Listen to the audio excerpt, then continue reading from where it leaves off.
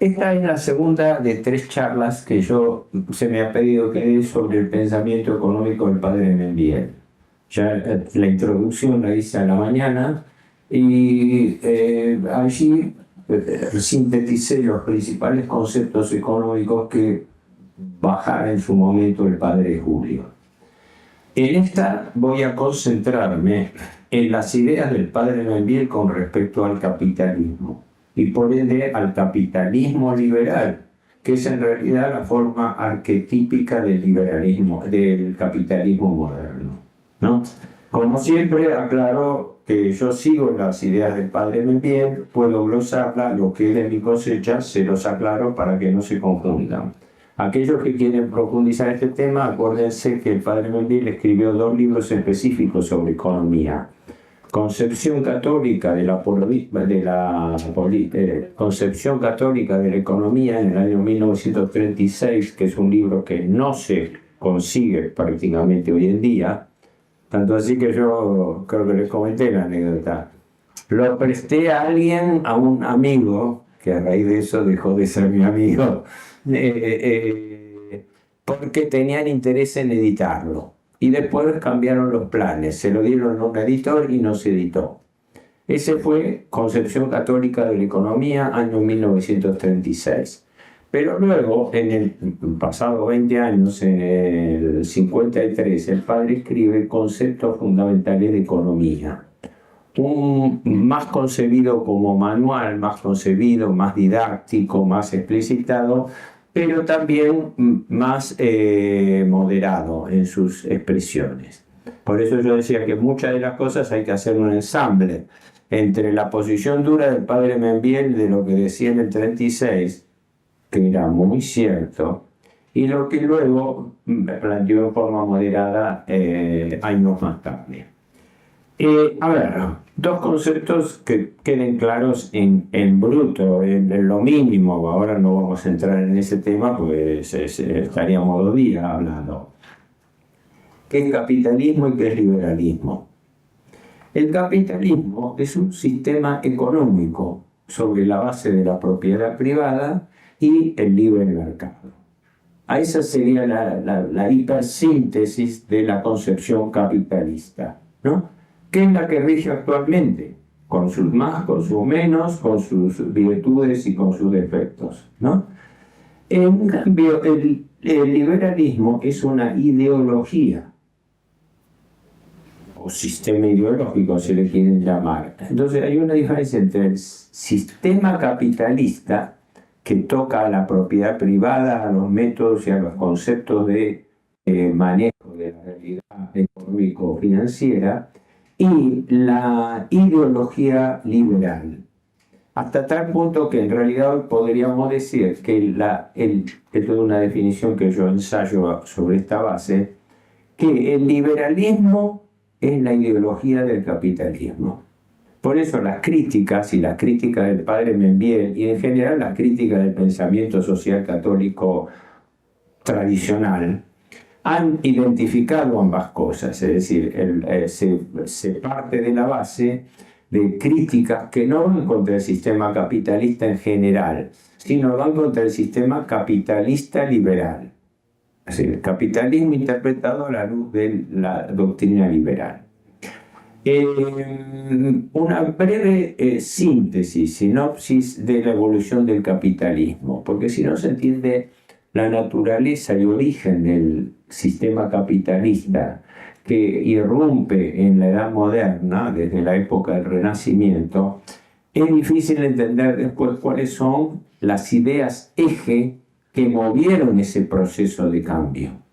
Todo proceso de cambio, más allá de que se produce fácticamente por los hechos, vemos progreso de la ciencia y la tecnología, la incorporación de nuevos elementos, en el caso de la economía moderna, los avances en la navegación y en el comercio internacional, etcétera, etcétera.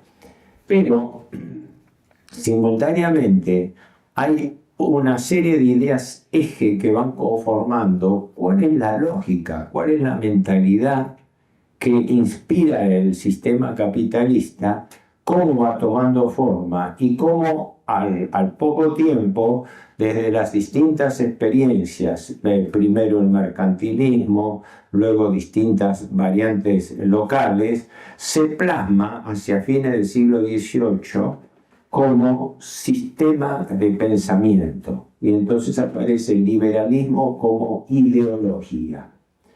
Aclarando que el liberalismo no es solamente una ideología económica, al revés, es una ideología de orden general que se aplica a la economía. En Italia se llama liberismo, para diferenciarlo de liberalismo, y referirse al liberalismo económico, o lo que es lo mismo, faceta o enfoque económico del liberalismo político ideológico. Esto es importante por lo siguiente, voy a tratar de hacer una hipersíntesis de esta evolución. ¿Cuáles son las notas distintivas de la economía moderna? Esto, hay varios autores claves que se los recomiendo leer y que justamente son citados por el padre Membiel, así que fue matar dos pájaros de un tiro, recabar las opiniones de estos historiadores de la economía y encontrarlos citados en el libro del padre Membiel, sobre todo en el primero, en el del año 36. ¿Qué ocurre? Uno de los mejores historiadores de la economía fue un economista y historiador alemán, Werner Sombart. Sombart escribió una obra monstruo, El apogeo del capitalismo, en 1890. Dos gruesos tomos que están editados por Fondo de Cultura Económica, donde hizo una radiografía demoledora de qué había pasado con la segunda revolución industrial. Se llama Primera Revolución Industrial, a la que surgió entre los siglos XVII y XVIII, fundamentalmente XVIII, donde se veía el protocapitalismo industrial, ¿no? Cuando aparecen las primeras innovaciones, el buque a vapor, los telares mecánicos, etc., que ya dieron proforma al capitalismo. Pero luego, después de la mitad del siglo XIX, se produce lo que se llama Segunda Revolución Industrial, que ya acerca a la economía moderna. Ya no son más distintas iniciativas, ya se produce un proceso de concentración económica del capital, de las empresas. Entonces, ¿qué ocurre? Eso no pasó desapercibido a todos los investigadores del siglo pasado, y entonces hubo críticos. Marx estuvo entre ellos, pero Marx no fue el único que señaló este tema, y yo veo el padre Membiel también lo refleja perfectamente. Apelo a un libro fundamental de Werner Sombart, Los judíos y la vida económica. Esto es muy importante desde el punto de vista económico y ideológico. ¿Por qué? Porque hacia comienzos del siglo XX, un escritor protestante, un sociólogo protestante, Max Weber, escribió un famoso libro que debieran conocer, o por lo menos hay que tener idea, que se llama El espíritu protestante, la ética protestante y el espíritu del capitalismo, donde establece la tesis generalmente aceptada de que el capitalismo moderno fue producto, por así decirlo, de la reforma, donde el mundo europeo se, entre comillas, liberó de las restricciones de la economía cerrada medieval, de la economía corporativa, de la economía sobre bases sujetas a la moral cristiana, y empezó a tomar vida autónoma. Este enfoque fue el que empezó a predominar, de tal manera que se produce la quiebra que hoy señalábamos a la mañana entre economía y moral. La economía deja de tomar en cuenta, deja de considerar, por así decirlo, las restricciones que impone la moral social, y ni hablar la moral religiosa. Muchos se han preguntado por qué. El que para mí dio la clave muy profunda y que se refleja hoy en día fue Sombart. Sombart, cuando escribe Los judíos y la vida económica, señala, habría mucho para hablar, pero señala dos o tres notas fundamentales. La primera estudia las relaciones entre economía y religión, tema poco tocado. Cómo la forma de pensar religiosa influye en las ideas y en el comportamiento económico. Que el comportamiento económico no es más que la acción del hombre guiada por determinados principios de ganancia, de optimización y fundamentalmente de lucro. Esa revolución empieza con el Renacimiento, tiene dos instrumentos fundamentales, decía Sombart, también citado creo por Membiel en su primer libro. La primera era la letra de cambio. Se introducen dos instituciones claves. Una era la letra de cambio. La letra de cambio es el pagaré, pero nada más que era letra de cambio cuando se puede producir entre distintos países y por ende entre distintas monedas, lo cual requiere la conversión monetaria. Por eso acuérdense que los banqueros en la Edad Media, fines de la Edad Media, en el siglo XV, cuando empiezan a prosperar las bancas en Italia, por ejemplo, la florentina de los Medici, se los denominaba cambistas. Claro, porque entonces no había un tipo de cambio pautado como hay ahora. Entonces venían comerciantes que traían sus monedas de cualquier rincón del mundo y las tenían que traducir al consumo de los mercados y las ferias europeas. Entonces, a raíz de eso se le dio el nombre de cambistas, así que cambistas y banqueros eran durante mucho tiempo usados como sinónimos. ¿Qué ocurre? Sombart dice que los dos instrumentos que revolucionaron la economía moderna fueron, una, la letra de cambio, que quiere decir las obligaciones escritas.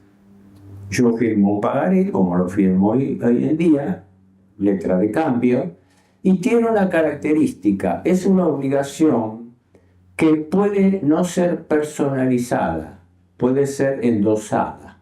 Es decir, yo debo un pagaré, no puedo pagar ese pagaré, se lo vendo a un tercero, y ese tercero lo puede endosar a un cuarto y así sucesivamente.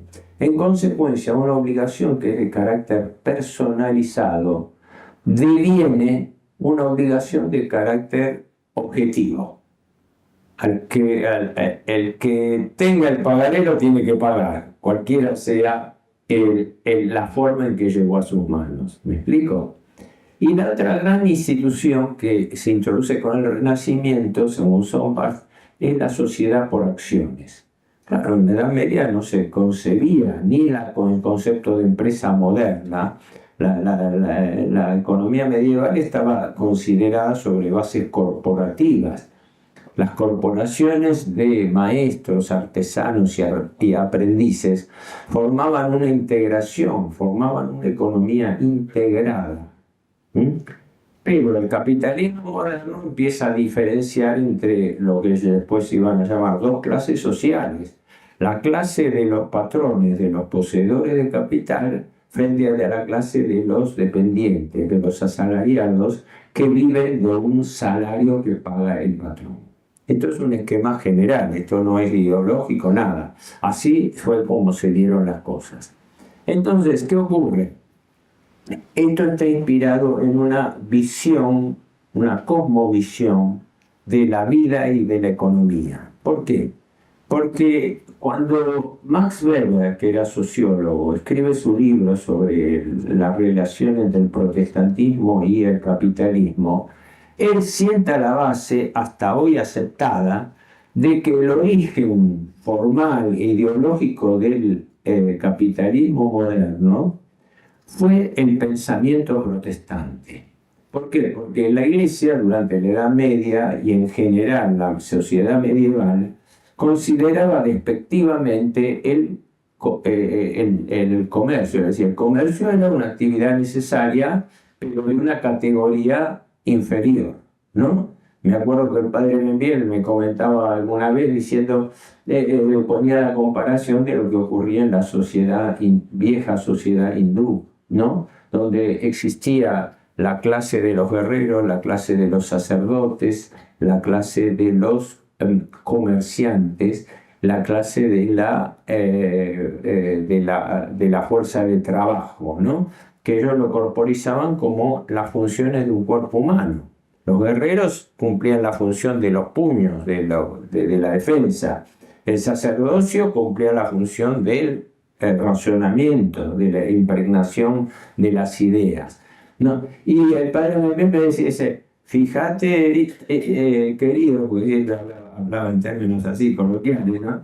Le decía, fíjate, porque yo lo conocí al padre Memín cuando tenía 16, 17 años, y lo traté hasta su muerte, nada más que después más escalonada, porque yo me puse de novio, me casé, fui a trabajar afuera, etcétera, lo veía más escalonadamente hasta su muerte en el 73, en esa época todavía lo trataba, ¿no? Y él me decía, fíjate querido, dice que los comerciantes son asociados ¿a qué?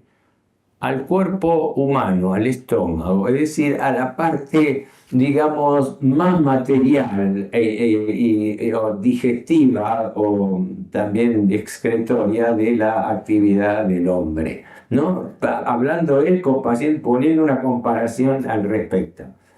Pero no me voy a extender mucho. El Renacimiento rompe con esta tradición. ¿Por qué? Porque establece que no solamente tienden a desaparecer las corporaciones que integraban todos los estamentos de una actividad, sino que además introducen la dicotomía del capitalista por trabajo. Establece lo que se llama la sociedad por acciones. Es el origen de la sociedad anónima. Lo que constituye la sociedad ya no es personas con nombre y apellido. No, son personas que tienen títulos de propiedad sobre la empresa que se llaman acciones. Las acciones de responsabilidad limitada, bueno, todas estas cosas no se crearon en un día. Fueron instrumentos que se fueron perfeccionando a través de años, décadas y siglos, como llegar hasta ahora. Fíjense que ahora nosotros vivimos en una sociedad anónima. No sabemos quiénes son los dueños del capital. Las grandes corporaciones económicas, en realidad, no sabemos quiénes son los dueños, porque la mayoría de los capitales están integrados por fondos de inversión que a su vez son, como dicen en el término vulgar, vacas.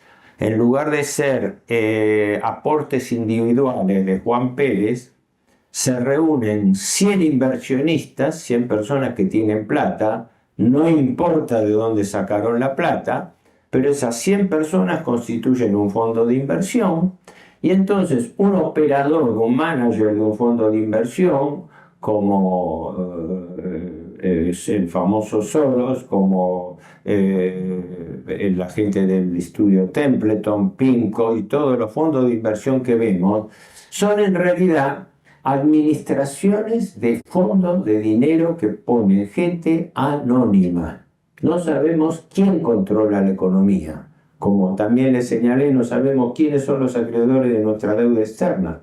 Sí, la Argentina debe hoy en día cerca de 400.000 millones de dólares por el Tesoro y debe otros 60.000 millones de dólares por el Banco Central.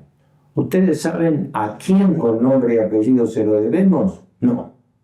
¿Los gobiernos lo dicen? No. ¿Por qué? Porque son cómplices de los acreedores. Textualmente.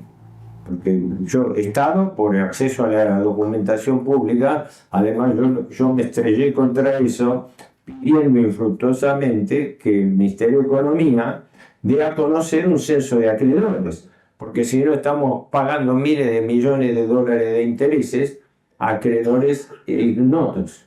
Bueno, esta fue la segunda de las grandes modificaciones que trajo la época moderna en materia económica. La letra de cambio, es decir, el pagaré, las obligaciones independientes de la persona. Si yo le paso un pagaré a un tercero porque se lo endoso, etc., el que carga con el fardo de ese pagaré es el nuevo adquirente, ¿verdad? Entonces lo que toma cuerpo es la nota material. Lo mismo que una sociedad anónima. Una sociedad anónima quiebra la sociedad anónima. Entonces vivimos lo que vivimos en la Argentina y en el mundo. Un mundo económico donde tenemos empresas pobres y empresarios ricos. Quiebra tal empresa. Sí, ¿quién es el dueño de tal empresa? No, este señor que tiene una quinta en Monte, un chalet de super lujo en Punta del Este, etc. Esto es cosa de todos los días. Es decir, es el producto de una sociedad, de una economía anónima. Esto ya lo señala el padre Membiel, por eso esta cosa es importante. Yo por eso digo que después el padre Membiel bajó un poco los decibeles sobre esto, porque esto estaba muy ligado al predominio de la finanza sobre la economía. El padre Membiel en ese momento seguía muchísimo al Papa Pío XI, ¿no? Y la famosa encíclica Quadragesimo Anno de 1931, saben, 40 años de la Rerum Novarum de León XIII, donde, entre otras cosas, no por casualidad, Pío XI denunciaba, ya entonces, 1931, estamos a casi un siglo, denunciaba que el mundo se regía por la dictadura internacional del dinero. Caramba, esas son expresiones dichas en las encíclicas papales y repetidas que hacían pensar.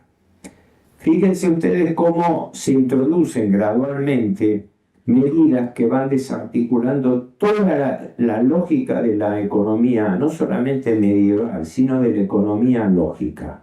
Ejemplo, el padre Membiel rescata un dato que ahora releyendo algunas cosas cuando él centraba todo en el problema de la Revolución Francesa, porque la Revolución Francesa no fue la original fue la Revolución Inglesa gloriosa de 1688, que fue la que instauró toda esta ideología liberal, pero la traducción universal, la asociación es la de la Revolución Francesa, ¿no?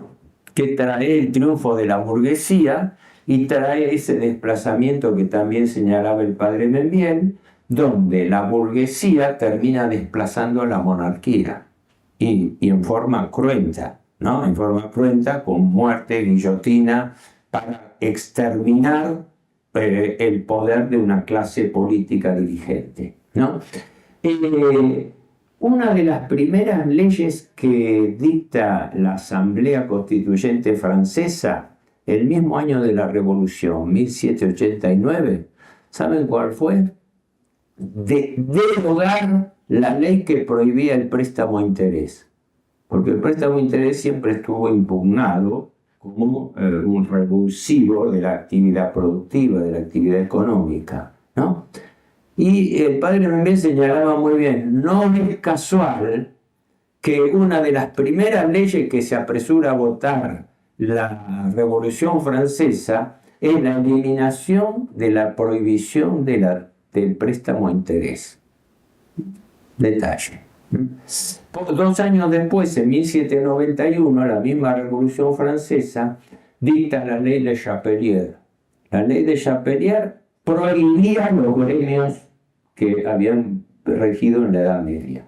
Es decir, ya no se podía organizar la economía sobre la base de integración de maestros,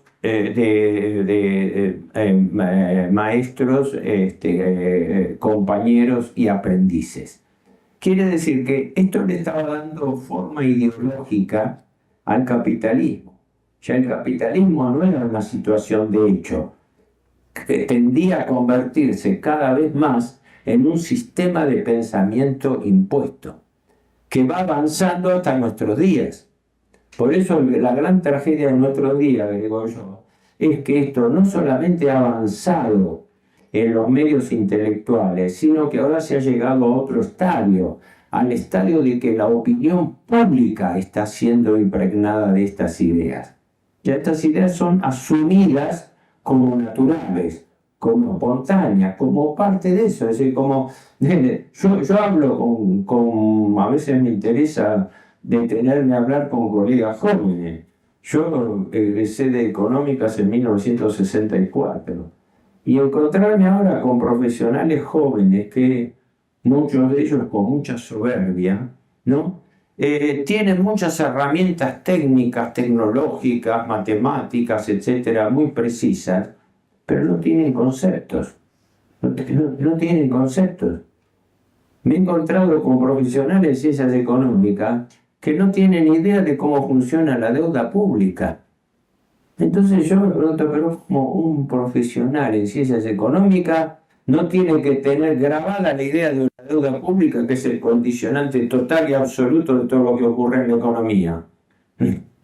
¿Qué economía privada va a haber sobre la base de un esquema de endeudamiento sistemático del Estado que fija todas las condiciones financieras de la plaza?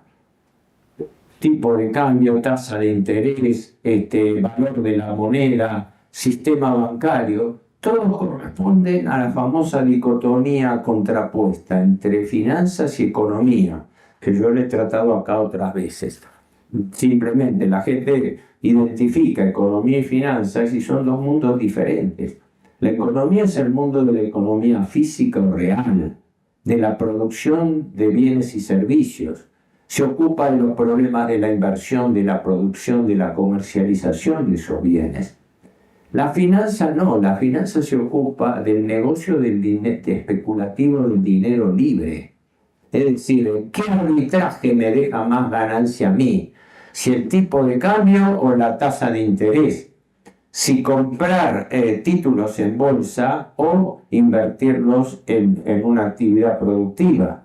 Si especular con dólares a futuro o especular con criptomonedas. Es decir, un mundo que no corresponde a la economía física o real. Un mundo que constituye una estructura mental y práctica, ¿no?, entre la economía real de la vida cotidiana y el mundo que impone las condiciones bajo las cuales esa economía tiene que conducir. Me podría extender muchísimo con esto, pero si no, a este ritmo no puedo seguir adelante. Pero después acuérdense por cualquiera otra de las preguntas.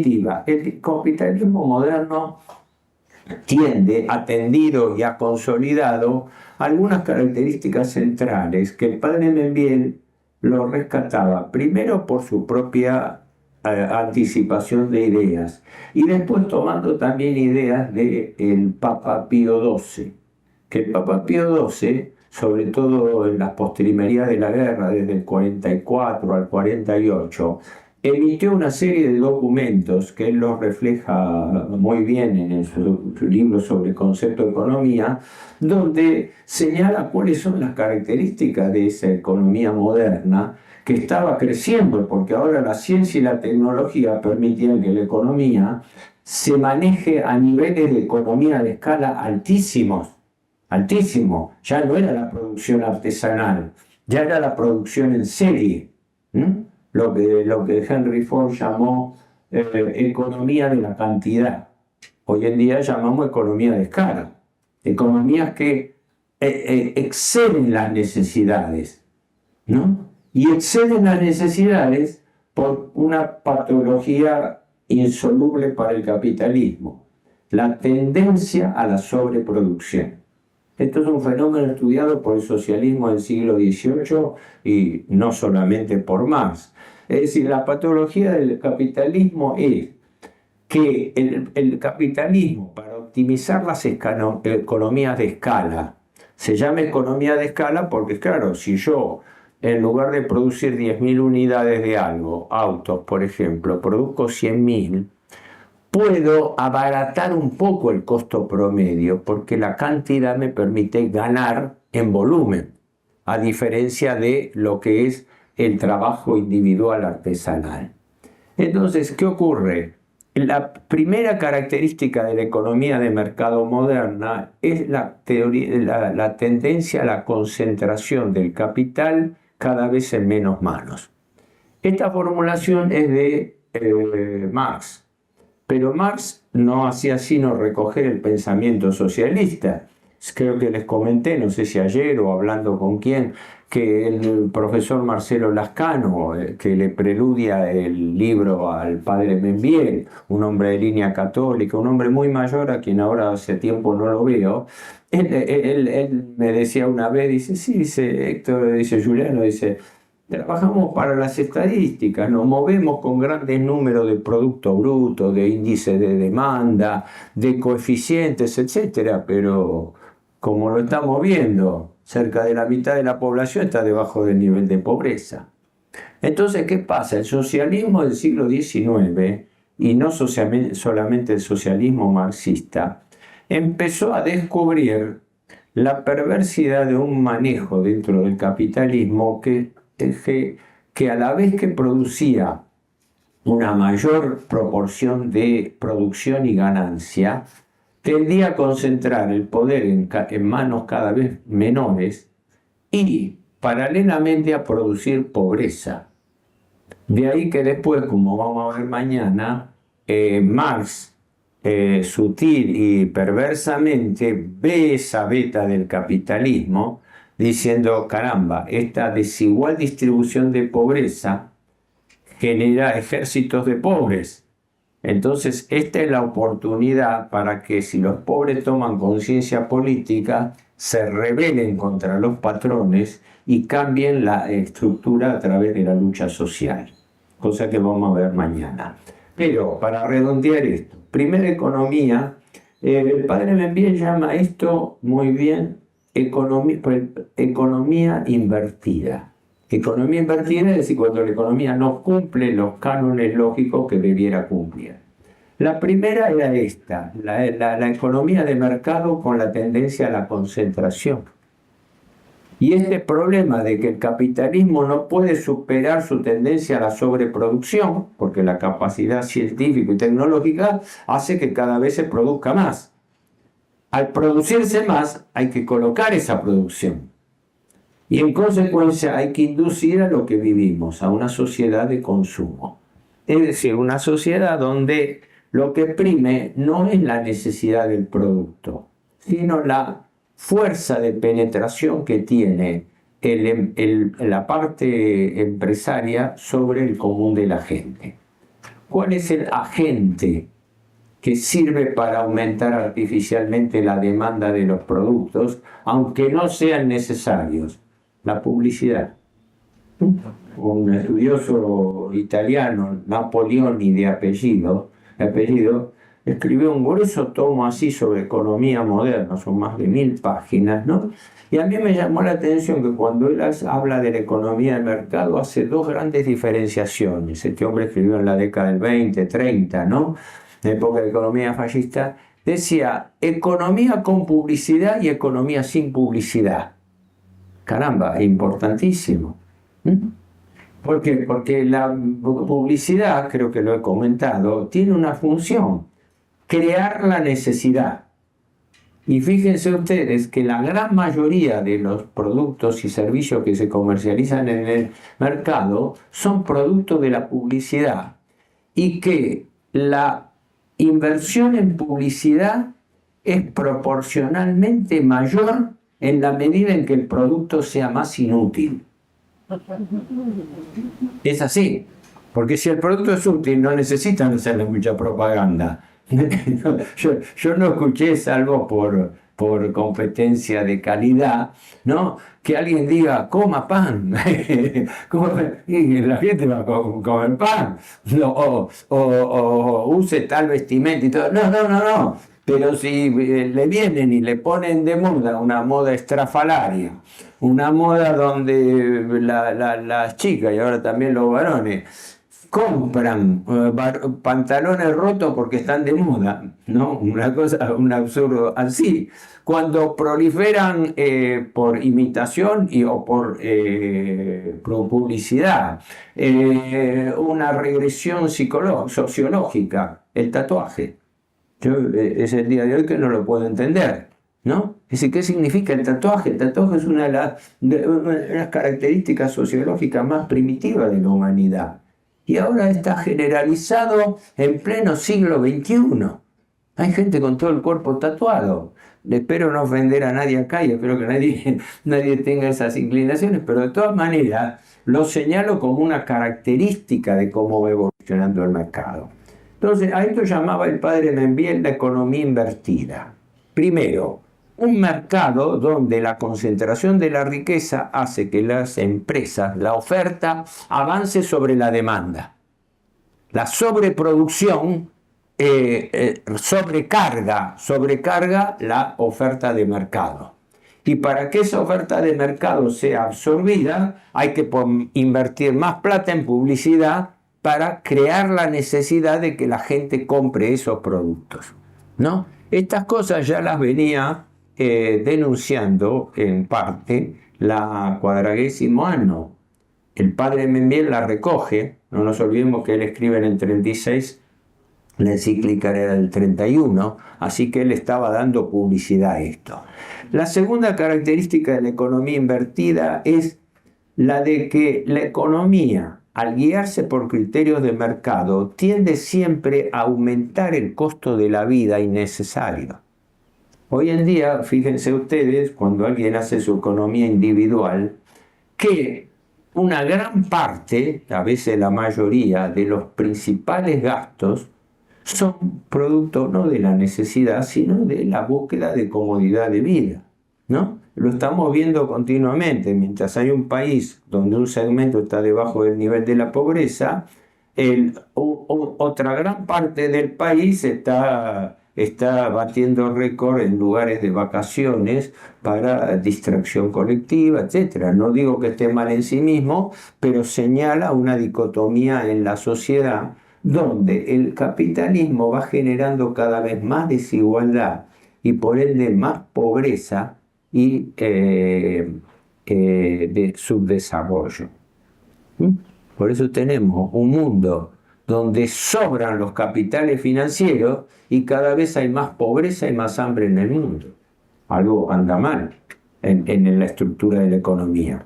Y la tercera, que enfatizaba el padre Membiel, tomaba por base también la concentración económica que formula Marx. Porque esto se los aclaro del comienzo. No hay que asustarse con estas coincidencias.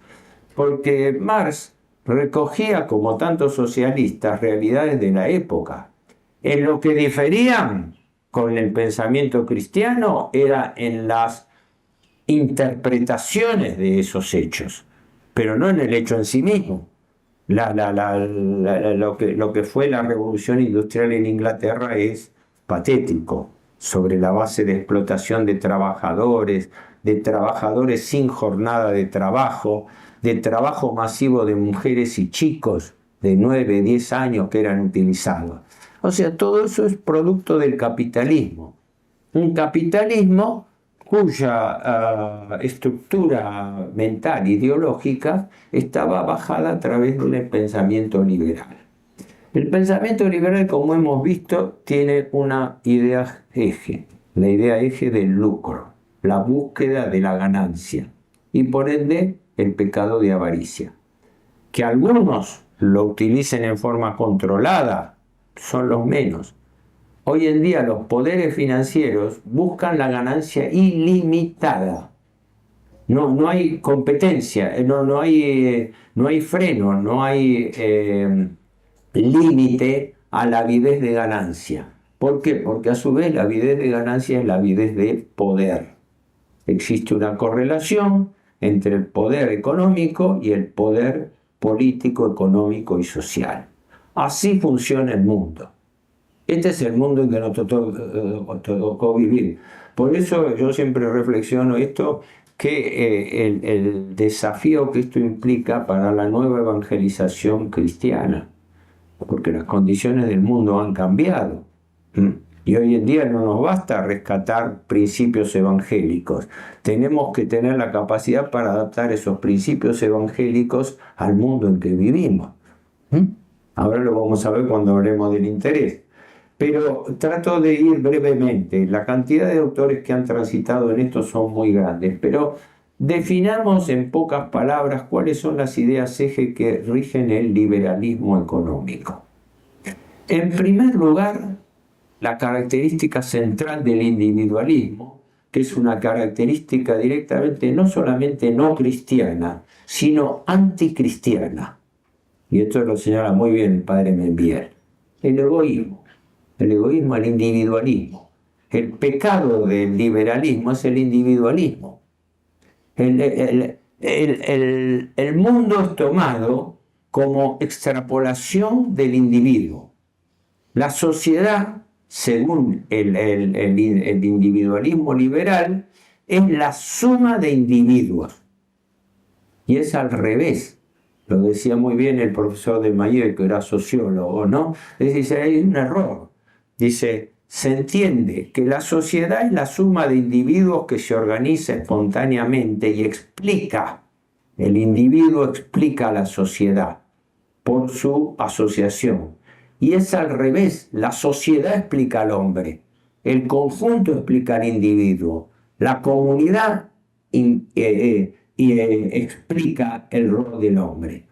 Y esa es una idea no solamente compatible, sino, en mi entender, básica del cristianismo. ¿Por qué? Porque el cristianismo no toma al individuo aislado, lo toma en relación al principio del amor al prójimo. Es decir, el cristianismo no concibe al hombre fuera de la sociedad.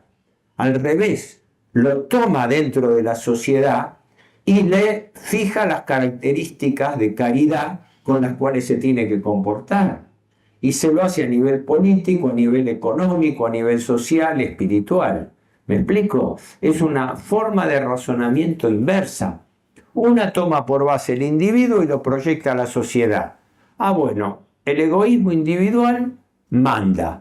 El hombre tiene que ser libre e independiente. No tiene que tener restricciones, ¿no?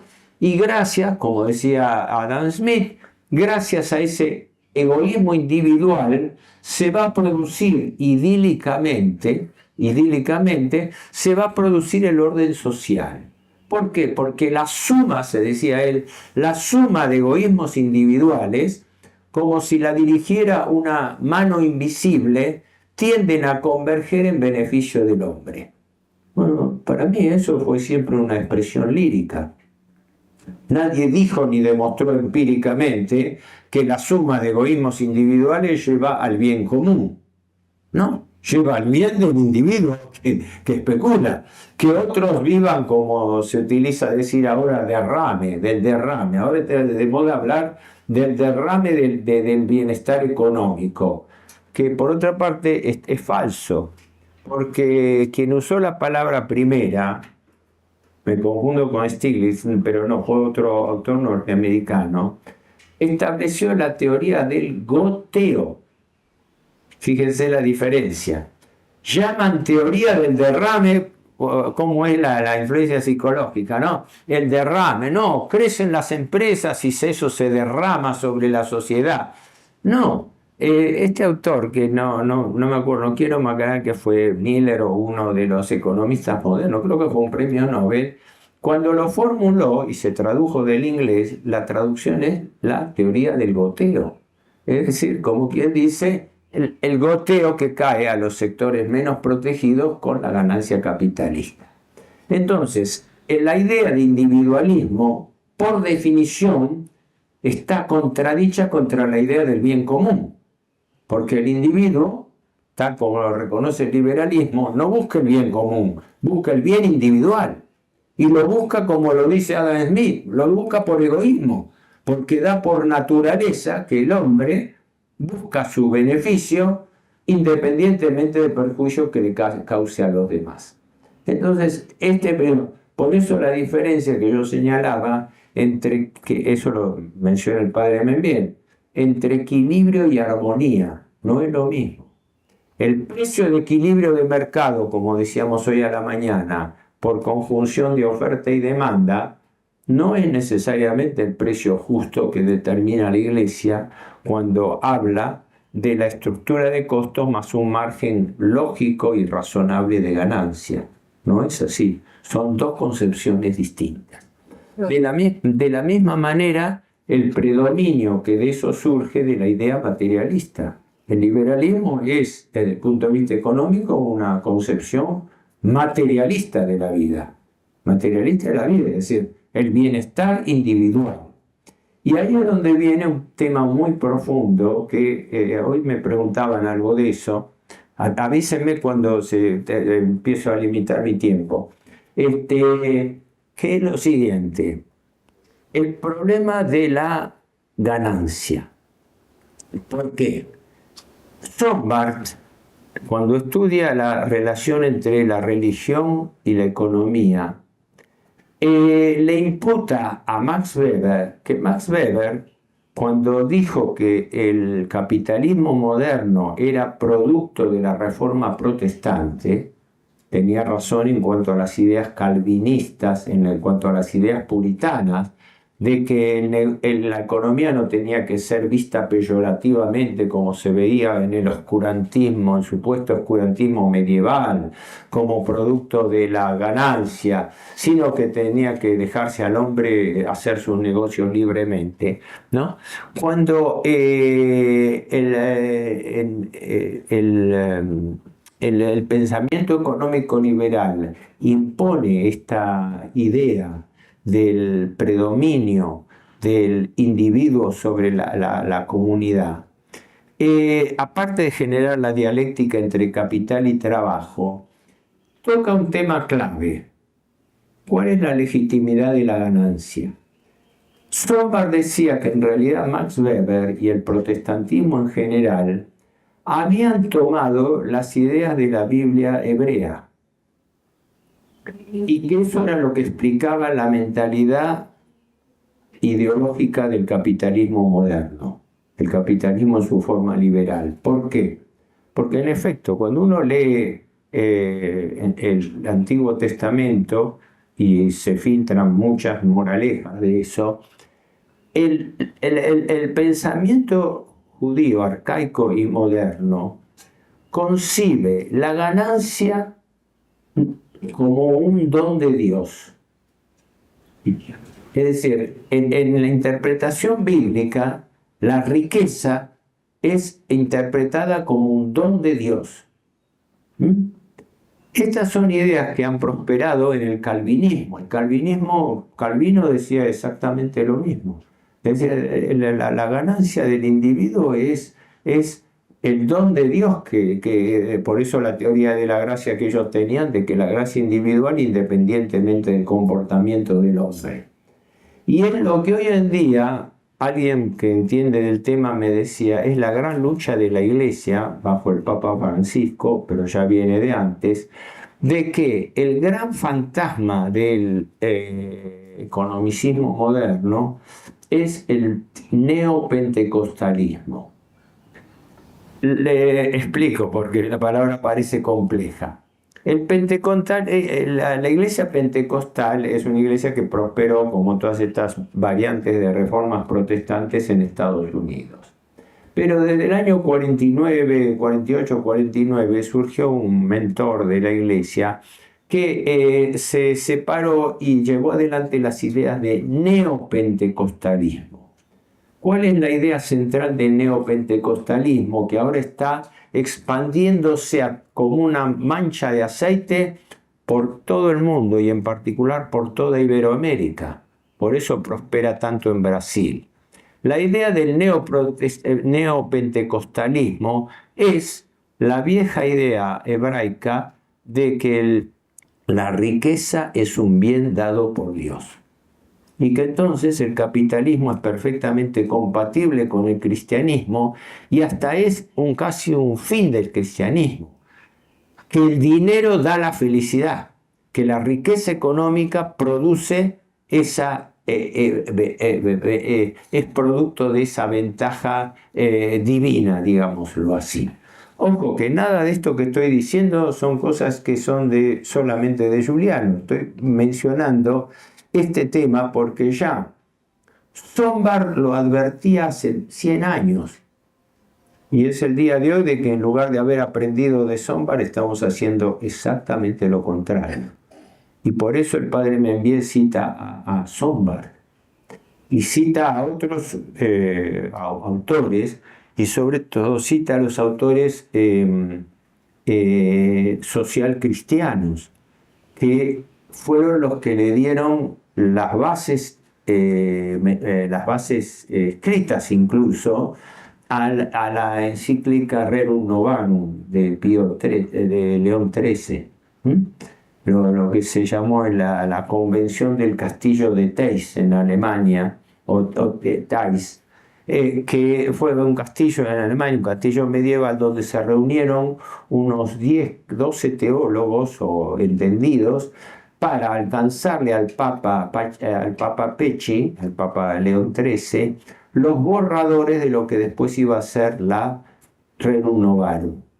De eso escribe Alcide de Gasperi, que tiene un librito que yo lo conseguí como una rareza, que dice: ¿quiénes escribieron la Rerum Novarum? Los autores de la Rerum Novarum, donde él escribe cómo se gestó la encíclica y cuáles eran los frenos que el mismo Papa puso, porque los socialcristianos avanzaban en una idea mucho más rigorista. En Alemania, la escuela de Viena, con Vogelsang y otros más. En Francia, la escuela de París con Latour du Pen. En uno y otro caso, avanzaban con la idea de la deslegitimación del capital financiero. Vogelsang era uno de los que estaba a la cabeza de eso. La Iglesia avanzó muchísimo a través de todas sus encíclicas sociales sobre ese tema, pero fundamentalmente estaba el sustrato de la inquietud, de la cuestión social en la Iglesia, que era el motivo de la Rerum Novarum y sus consecuencias. Bueno, voy a ir abreviando porque hay muchísimo para citar. Solamente el tema de que acá hay un punto clave irritativo que es diferencial: la usura. La usura conceptualmente es, desde la época romana, es el beneficio del capital alquilado. Es lo que se paga por el uso del capital ajeno. Como tal, siempre fue repudiado por todas las religiones del mundo. El doctor Speche Gil, el autor de la doctrina Speche, un hombre que vive, tiene 90 años, ahora una lucidez admirable, ¿no? Escribió en el año 89, un trabajo sobre este tema en relación a la deuda externa. Pero él señalaba siempre el problema de la usura en la deuda pública. Es decir, el hecho de que el capital que se paga, mejor dicho, el monto que se paga por interés, termina siendo superior al que se paga por capital. Lo que veíamos hoy a la mañana. El Banco Central paga 107% anual de interés por la LELIQ. El Tesoro paga 120% anual de la LELIQ. Estamos pagando más intereses que capital. El capital no se puede pagar nunca, entonces la suma de intereses crece desproporcionalmente. La usura fue condenada, como decía Speche, por todas las religiones del mundo. Es notable, desde la religión islámica en general, todas las religiones, salvo algunas sectas protestantes y salvo una religión que no la condena, que es la antigua religión hebraica, porque el Deuteronomio establece en 2 de sus fragmentos el apotegma clarísimo: prestarás con interés al extranjero, pero no a tu hermano. Caramba, esa frase habla por sí sola. Es decir, estaba perfectamente concebido que la usura era un mal, era un daño. Por eso el Antiguo Testamento prohibía que se haga usura entre judíos, pero lo liberaba con respecto al extranjero. La controversia sobre la usura es larguísima. No nos va a dar tiempo a verlo, pero le señalo 2 o 3 características fundamentales. La primera es que la Iglesia, desde los Evangelios hasta el apotegma de Jesús, dar sin prestar nada a cambio, que es el principio de la caridad cristiana. Pero luego, a través de los padres de la Iglesia hasta la época del Renacimiento, se mantuvo incólume y cada vez más dura la condena de la Iglesia a la usura. En el año 1747, el Papa Benedicto XIV dicta una famosa encíclica Vix Pervenit, donde prohíbe la usura. Se podría hablar mucho al respecto, pero luego la Iglesia, durante el siglo XIX, atenúa los cargos contra la usura, cuando la usura, entendida como tasa de interés, se impone en todo el mundo como parte de los negocios modernos, ¿no? Es decir, se impone bajo lo que se contemplaba no como condena al préstamo de dinero, sino por lo que se llama títulos extrínsecos. El título extrínseco quiere decir que el que está prestando interés no lo hace por el interés del dinero, porque el dinero no da dinero. La famosa frase de Aristóteles, dinero no pare de dinero. Es decir, el dinero en sí es estéril, ¿no? La famosa leyenda del rey Midas, ¿no? De que logró de los dioses trocar en oro todo lo que tocaba, y después murió de hambre porque todo lo que tocaba se convertía en oro. No, el dinero en sí es estéril. El dinero es útil en la medida que se aplique a la actividad productiva. Y si al revés, como ocurre actualmente, en lugar de aplicarse a la economía productiva, al revés, se aplica a la economía improductiva que genera cada vez más especulación financiera, esto crece como una bola de nieve y esto es lo que provoca las crisis económicas y financieras. Era el atenuante que fijaba la Iglesia por dos conceptos de títulos extrínsecos: daño emergente y lucro cesante. Daño emergente es riesgo. Claro, yo presto a alguien y corro un riesgo de que no me lo devuelva. El concepto es válido, pero si la persona me lo devuelve, también me tendría que devolverlo como un seguro de caución, ¿verdad? Es aceptable que alguien diga, yo te presto dinero, pero yo corro un riesgo y en consecuencia pido una compensación.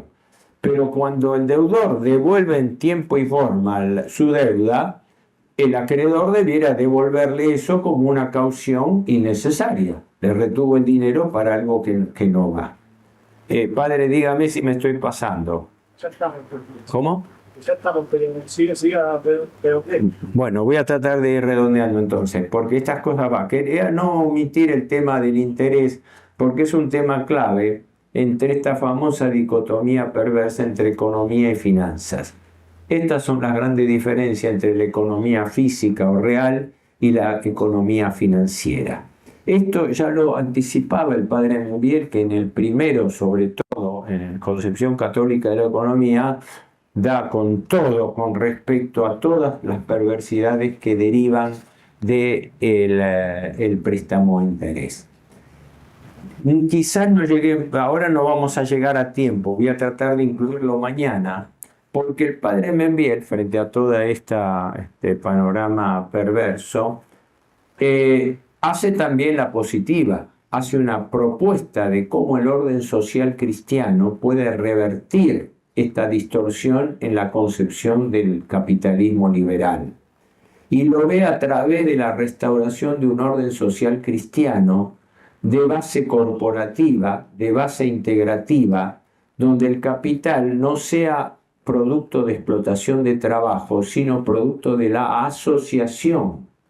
Y en consecuencia cambia el eje de interpretación del lucro, porque entonces ganan todos, como quien dice.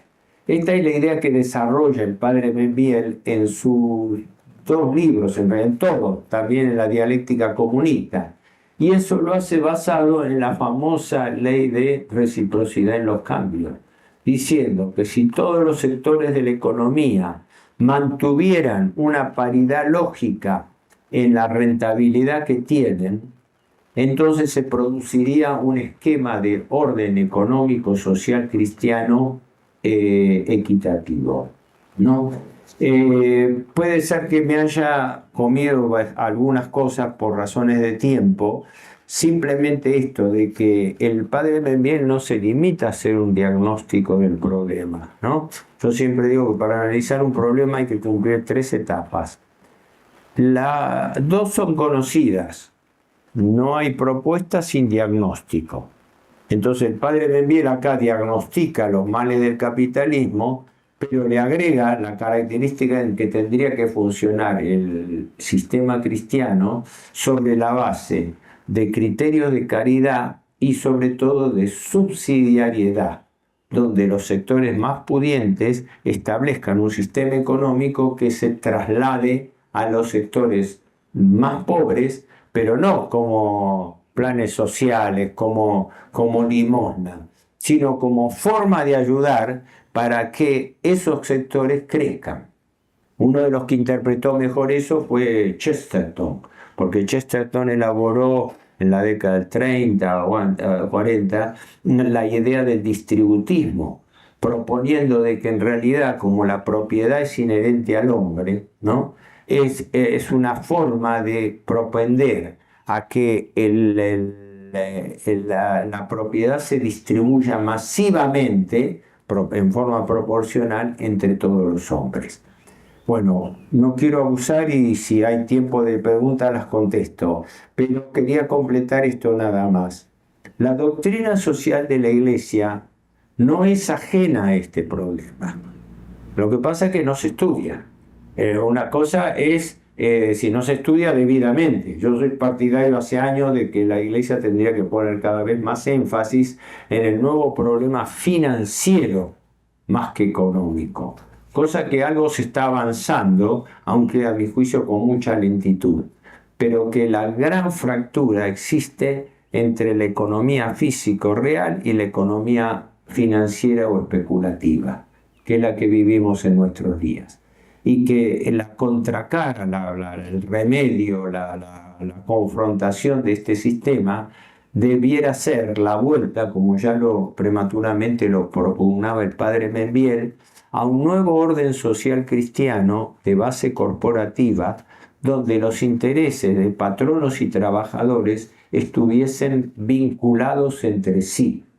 Eso se refiere no solamente a la cogestión, sino también a un factor muy importante, el accionariado obrero, que las empresas, muchas empresas lo hacen, distribuyen una cuota parte de sus acciones entre sus empleados, de tal manera que cada empleado, eso en empresas norteamericanas lo han hecho, un caso paradigmático fue General Motors. No es que dejó de ser una multinacional, pero ocurre que General Motors creo que tiene 400.000 accionistas. Está bien, mandan pocos y el resto tienen 1 o 2 acciones de participación.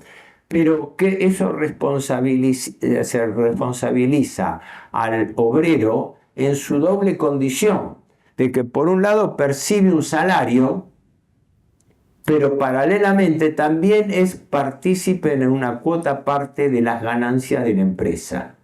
Y en consecuencia con eso se tiende a ir equiparando gradualmente el orden económico y social. Ahora no sigo más por respeto a los tiempos, pero mañana vamos a darle un poco más de explicación a esto cuando veamos la contracara de esto, que es la ideología económico-marxista. No sé, espero, si no los mareé mucho con tantas cosas, espero por lo menos haberle transmitido lo más posible los conceptos claros. Quienes tengan dudas, si hay tiempo, contesto las preguntas y les agradezco la atención.